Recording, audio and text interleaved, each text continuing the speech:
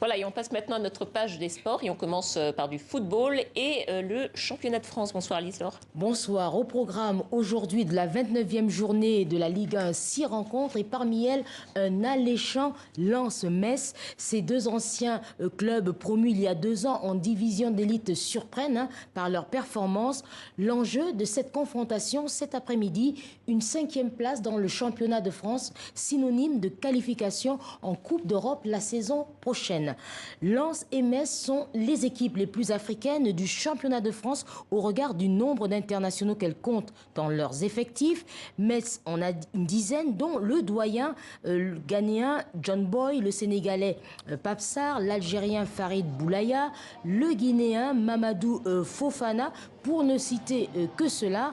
Du côté lensois, on retrouve le léopard Gaël Kakuta, l'aigle Massadio Aïdara, l'éléphant de Côte d'Ivoire, Sékou Fofana. Cet après-midi, la rencontre entre Lens et Metz est achevée par un match nul, deux buts partout. Les réactions des joueurs recueillies par Karim Baldé et Louis Decroix. Il y a quand même un peu de déception parce qu'on prend un premier but bête qu'on leur donne. Après, voilà, sur le deuxième, c'est pas clair. Voilà, on a pourtant mené, on essaye de contrôler le match et tout. Mais voilà, aujourd'hui, on a manqué de réussite aussi et on prend quand même un point. Donc, c'est pas encore fini, donc il faut continuer. Maintenant, on a été puni sur certaines situations, donc on va travailler ça, on va regarder tout ça et espérer faire mieux la prochaine fois. On a encaissé un but malheureux, mais c'est comme ça, c'est le foot, on a su y revenir. Et après, on a encaissé une deuxième fois, on a su revenir encore, mais c'est le foot là, on va se contenter d'un point. Je ne dirais pas qu'on vise l'Europe, mais c'est le football. L'appétit vient en mangeant. On doit prendre du plaisir. Maintenant, on a 42 points, on n'a pas de pression. Et les points qui vont se présenter à nous, on les prendra. Bon, Lise-Laure, on est à peu près à une semaine des éliminatoires de la prochaine Coupe d'Afrique des Nations et les sélectionneurs se demandent si les clubs en Europe vont libérer les internationaux africains.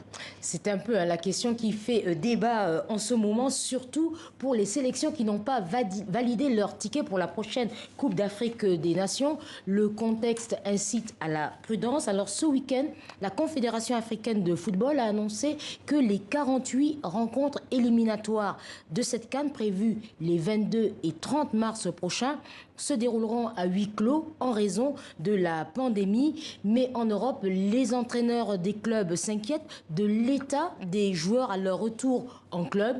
Le coach de Metz, Frédéric Antonetti, a affirmé que les Africains de son club n'iront pas en sélection. Il s'en explique au micro de Karim Baldé et Louis Decroix.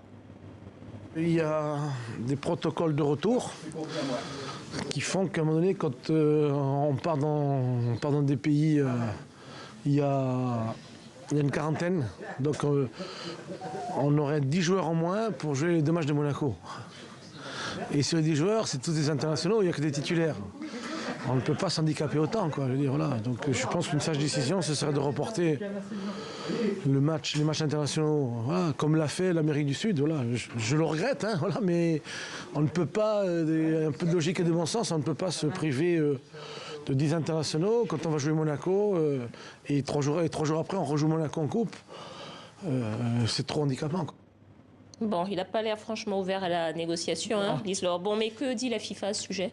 Alors, la FIFA, elle autorise les clubs à bloquer leurs internationaux hors Union européenne si la période d'isolement de ces joueurs à leur retour en club n'excède pas les 5 jours. Alors on sait plutôt que la quarantaine, c'est pas 5 jours, c'est 7. Et pour l'instant, il faut dire que les déclarations du chef de la sécurité de la Confédération africaine de football qui a dit on fera tout pour garantir la sécurité, on fera tout pour maintenir les spectateurs loin des stades, avec les augmentations de cas de Covid partout dans le monde. De toute façon, personne pour l'instant n'est rassuré. Personne n'est rassuré. On peut finir ça comme ça. Merci beaucoup, Lise-Laure. Merci. À bientôt.